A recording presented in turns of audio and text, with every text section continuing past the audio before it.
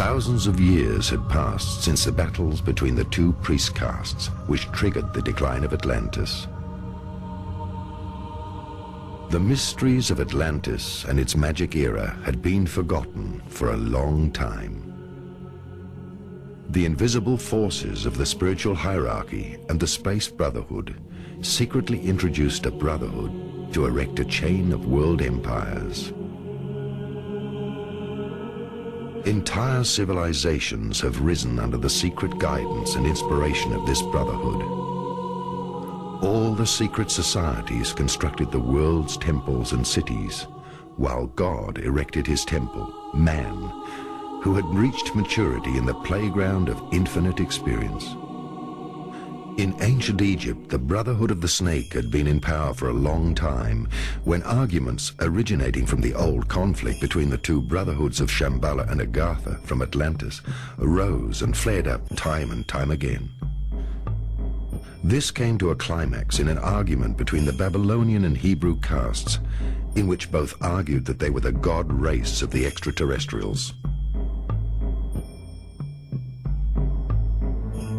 Thousands of years went by in which the same game of power and polarity opposites took place. Finally, the Hebrew Brotherhood on Shambhala's side won against an Aramaic branch of Agartha, with the help of Atlantean high technology such as the Ark of the Covenant. During the entire time frame of the Old Testament, from the flood to Abraham and Moses, who received new guidance from God's guardians, there was a brother war between the scattered Aryan castes of Atlantis with their ever lower descending consciousness. Thousands of years went by, and the Hebrew caste system with its tradition of lodges blossomed and freed itself from the high priest Egyptian power.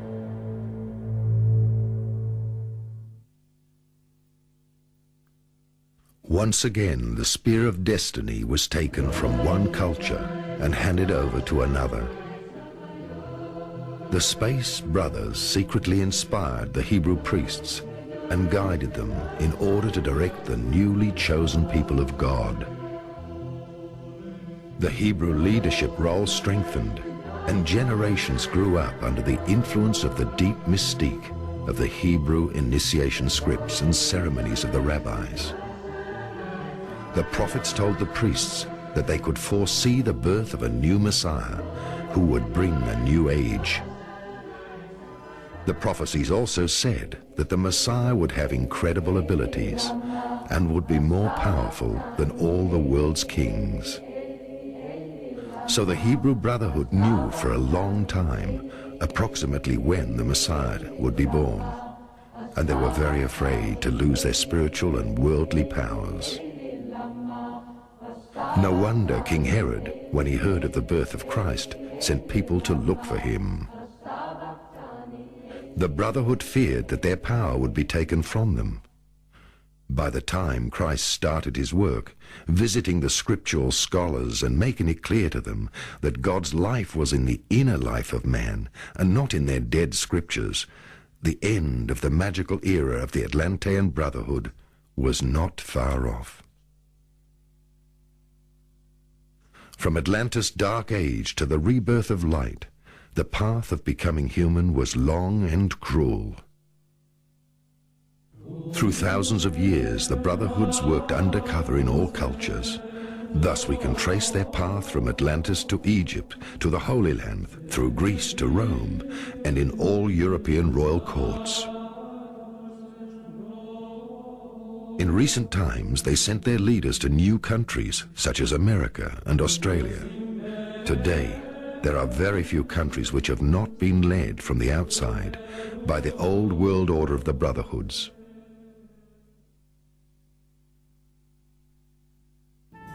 All 33 pyramid stones of the secret world conspiracy of the Illuminati and Freemasons are organizations of the imperialistic and materialistic pyramid, a manifestation of God's male hierarchy on earth, the spiritual powers of Lucifer, the carrier of light.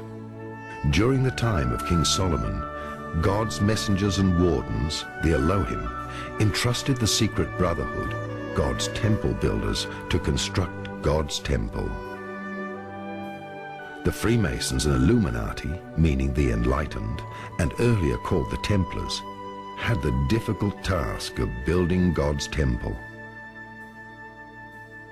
Symbolically, God's temple represents the human animal, half man, half beast, who has to be taught in order for him to live through every possible experience, both positive and negative, and continue learning through these experiences until he has transcended his lower attributes. These powers financed all wars and conspiracies, but also funded welfare organizations and extensive government plans of the Western world in order to offer human souls a playground for experiences.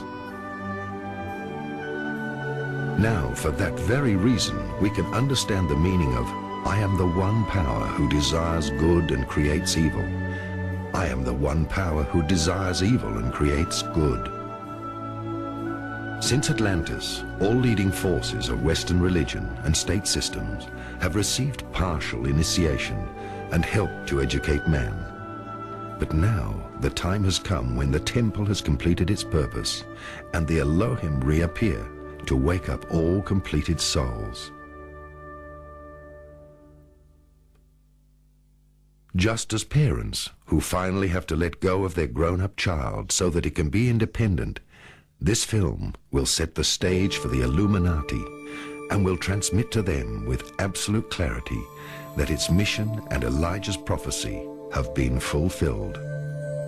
Indeed, now everything works in reverse. The individual needs to deprogram himself of all social, religious, and other concepts which he thinks makes him a human being. Likewise, as every social structure represents the foundation of a civilization, the purpose is not to destroy this structure, but to liberate it from the ego structure of the lobbies.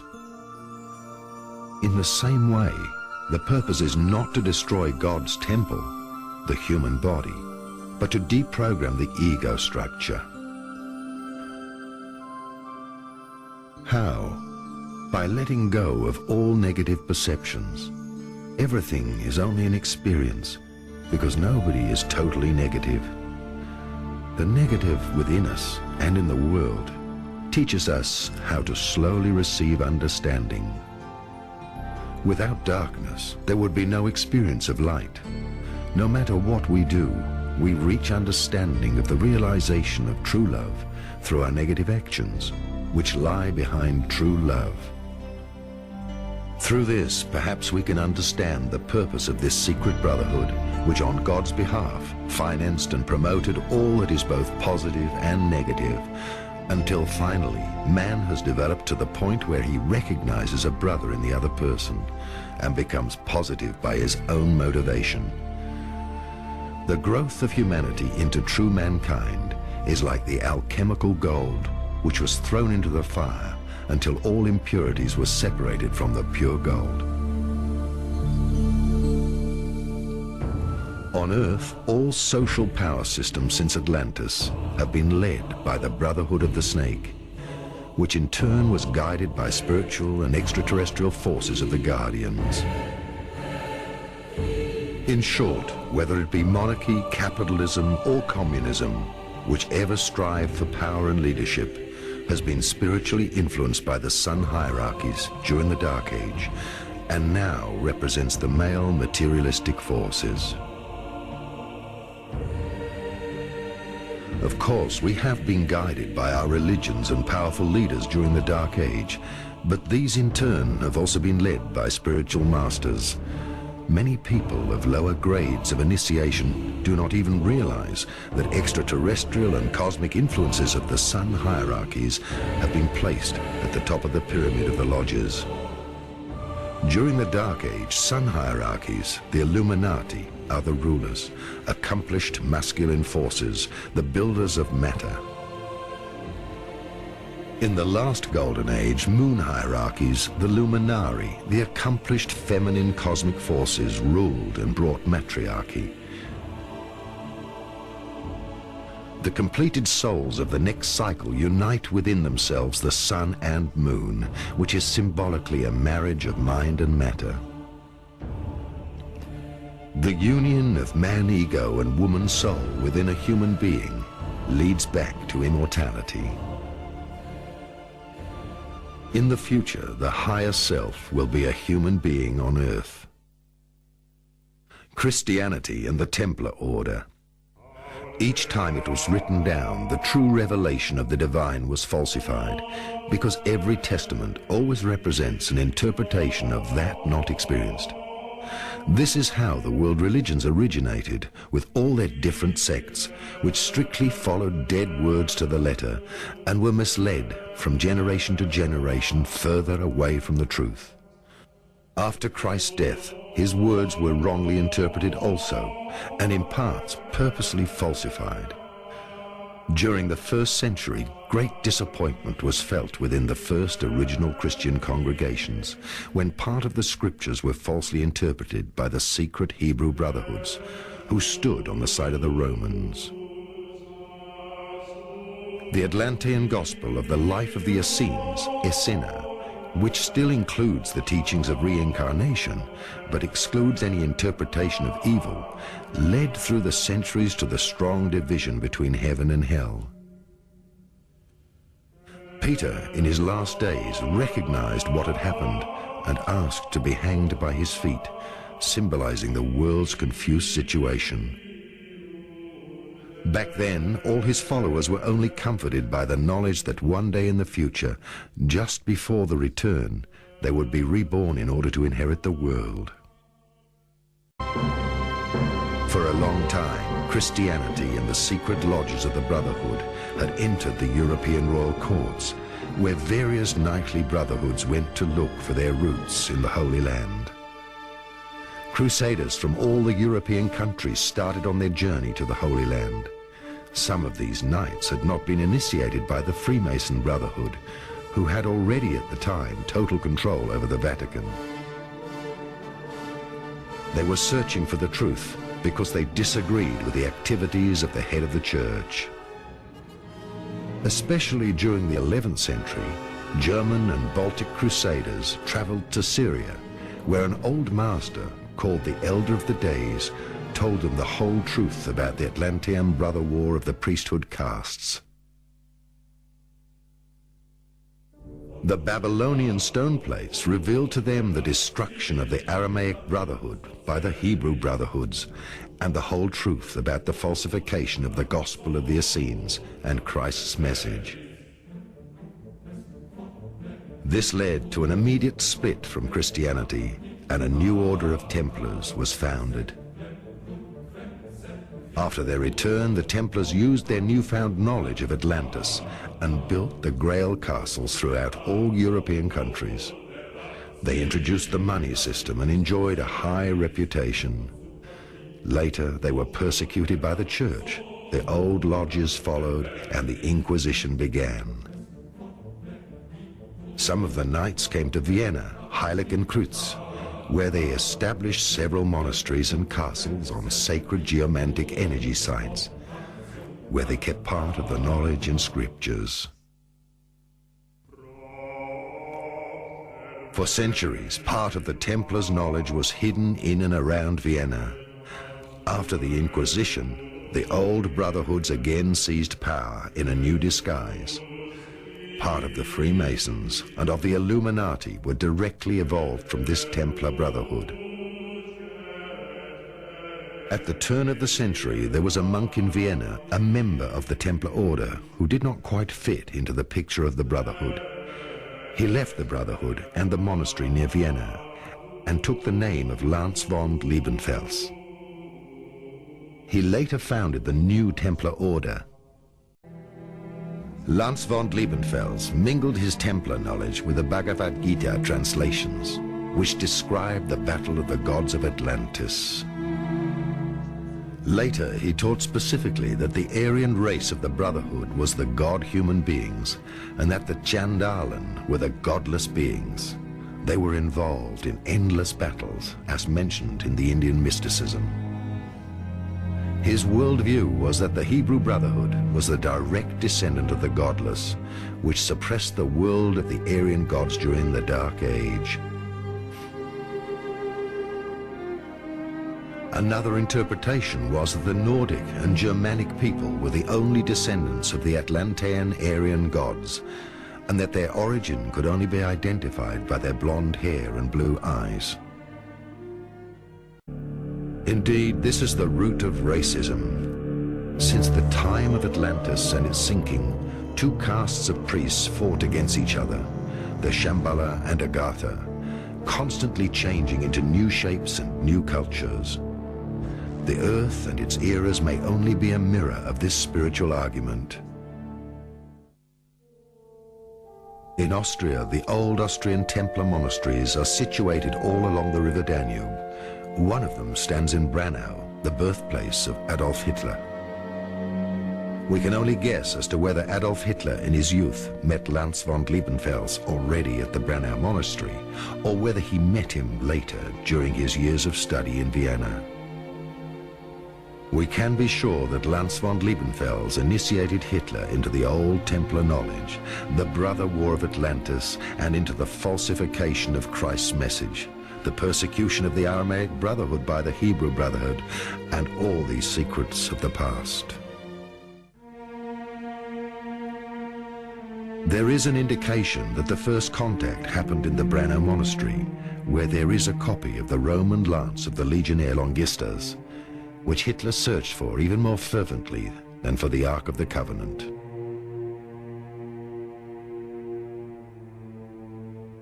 The lance of Longistus was supposed to hold magical powers, as it had been thrust into Christ's heart. The secret Atlantean teaching tells us that when the extraterrestrial gods fell in love with the still reincarnating human animal women, there was a war between the gods.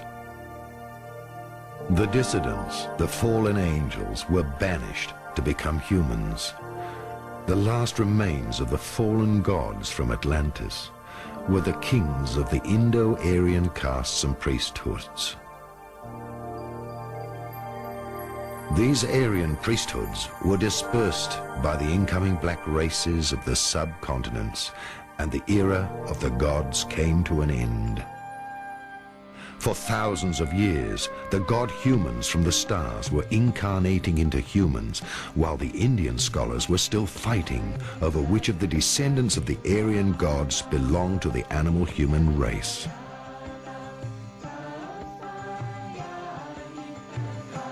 The initial root of racism, distinguishing between a superior and an inferior human, was thus revived, when, at the end of the 19th century, the search for the Aryan god humans was taken up by a European esoteric elite. It was Nietzsche, with his superhuman and many other prominent writers, who drew the idea of the god human from Atlantis out of the Indian texts. It was a few decades later that the secret esoteric teachings, mixed with the lost times of the Crusaders and the lost ideals of chivalry from the Germanic god legends, would influence a young man in Vienna.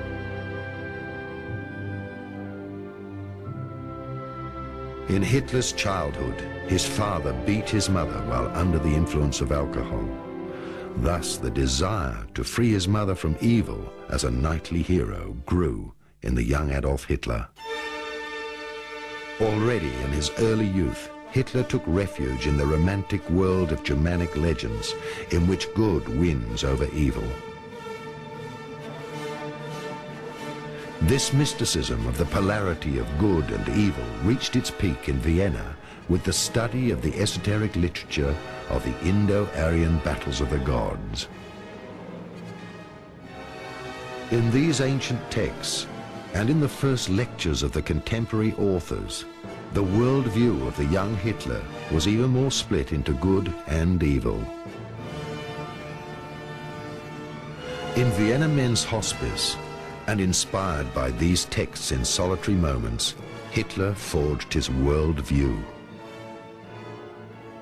This worldview can hardly be reconstructed, yet the world of the god humans from Atlantis and their fall through evil influenced him so much that he lived in his own fantasy world. When Hitler came across the books of Guido von List, and later of Lance von Liebenfels, the fire to free the world from all dark forces was unleashed. With Hitler's view to save the world from evil, the catastrophe was already preordained. In the text by Lance von Liebenfels, we can find the inspiration ground of all racist teachings of the time, and Hitler embraced literally all of these ideas. Thus Lance von Liebenfels spoke of a purebred race of Aryan people and the reviving of the noble qualities of the gods, and of the end solution of getting rid of the inferior races in order to establish again the god-human race, blonde and blue-eyed, as the superior race. But Hitler was not the only one to read the teachings of Lance von Liebenfels in his paper Ostara in Vienna. There were many different personalities from various organizations who later came together in order to pull on the same side and to establish the idea of the new superior race. Ludendorff and Dietrich Eckart already subscribed to this racial publication. Strengthened by his interpretation of esoteric material, perhaps already a member of the Templar Order, Hitler launched himself into the First World War. He may have already made contact with Ludendorff before the First World War as an equally esoteric-minded friend. His chance to convince all that he was the German savior who would lead the battle against all injustice on earth came a few days after the beginning of the First World War in Munich, where he spoke up after the liberation battle against the communists.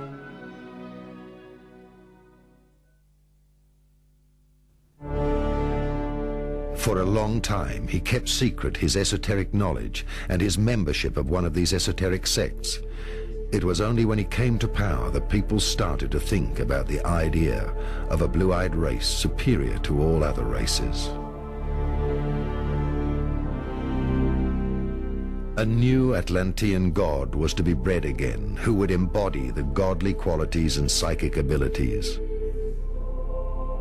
And the animal human of the rest of the world was to serve the super race. Due to the esoteric studies, he lived in the very personal world of his own imagination, where he saw the normal human being as degenerate and the archetype of the Atlantean legends of the gods as the standard to be re-established. Encouraged by his occult knowledge, he decided to lead the world into the 1,000 Years Empire as a messiah and savior in a final victorious battle against evil. Through the influence of drugs, he became a medium and naturally saw himself as the carrier of the lost qualities. He took the idea of a 1,000 Years Empire from John's Revelation. However, Hitler was not alone in his dream of establishing a Germanic empire with re-emerging god-humans from Atlantis. The Tula Society of the Germanic Order and the Armenian Order of the 19th century, which met in the Four Seasons Hotel in Munich, had the same dreams with one difference. They saw the Freemason lodges and the Illuminati as the supreme evil.